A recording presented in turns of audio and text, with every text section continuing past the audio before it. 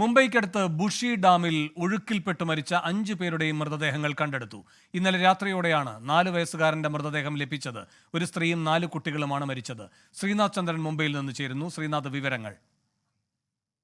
4 വയസ്സുള്ള അദ്നാൻ അൻസാരി എന്ന കുഞ്ഞിന്റെ മൃതദേഹം കൂടി ഇന്നലെ രാത്രിയോടെ കിട്ടിയതോടെയാണ് തെരച്ചിൽ പൂർണ്ണമായി അവസാനിപ്പിക്കുന്നത്. ഇതോടെ മരണസംഖ്യ 5ആയി മാറി. 5 പേരെയാണ് ഞായറാഴ്ച ഒഴുക്കിൽപ്പെട്ട് പിന്നീട് കാണാതായത്. അവർക്കൊപ്പം ഒഴുക്കിൽപ്പെട്ട ചിലർ നീന്തി രക്ഷപ്പെട്ടെങ്കിലും ഈ 5 പേരെ കാണാതായി. അതിൽ ഒരു സ്ത്രീയും ശേഷി 4 പേർ കുട്ടികളുമാണ്.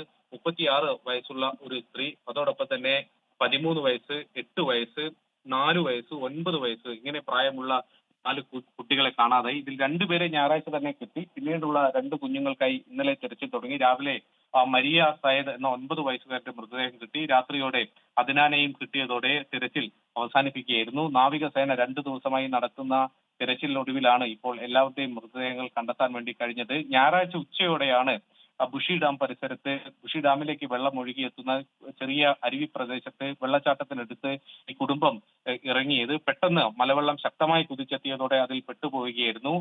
കരയിൽ ഉണ്ടായിരുന്നവർക്ക് പോലും ഏതെങ്കിലും തരത്തിൽ സഹായിക്കാൻ കഴിയാത്ത വിധത്തിൽ കനത്ത വെള്ളപ്പാച്ചിലിൽ അവർ ഒലിച്ചു പോവുകയായിരുന്നു. പിന്നീട് ഓരോരുത്തരെയും തെരച്ചിലിനൊടുവിൽ ജീവനില്ലാതെ പുറത്തേക്ക് എടുക്കുകയും ചെയ്തു. ഏറ്റവും ഒടുവിൽ 4 വയസ്സുകാരന്റെ മൃതദേഹം കൂടി കിട്ടിയതോടെ ഇനിയിപ്പോൾ അവിടെ തിരച്ചിൽ അവസാനിക്കുകയാണ്.